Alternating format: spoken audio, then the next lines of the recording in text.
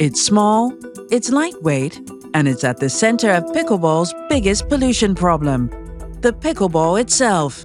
About 500 million of them are manufactured globally every year. The issue? These hard plastic balls crack fast, sometimes after just a few games. And because they're made from non-recyclable materials, almost every broken ball ends up in a landfill. With millions of new players around the world hitting the courts, that adds up to a surprisingly large trail of plastic waste, roughly 77 million pounds annually by some estimates.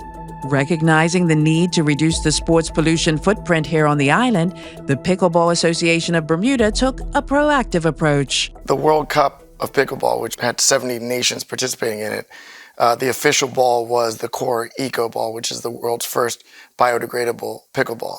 So as part of that experience with that ball and understanding how Bermuda prides itself on, one, being an environmental steward, but also being in the cutting edge of sustainability, we felt we would lean in very heavily with that. So we didn't just get a few balls that were given to us as part of the registration process. We ordered more, and we decided to make that our official ball for all of our tournaments and all of our corporate league and commercial league activities.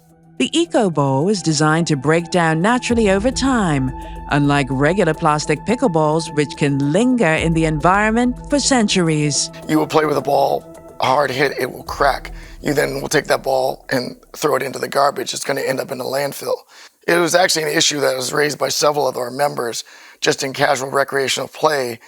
Should we be figuring out a way to collect these balls, try to come up with our own mold and recycle the plastic? Well, with these balls, what I've been doing with them myself is when I crack one of the Eco Balls, I take them outside and I bury them in our garden. So you have really truly the best of both worlds. You can play at this level.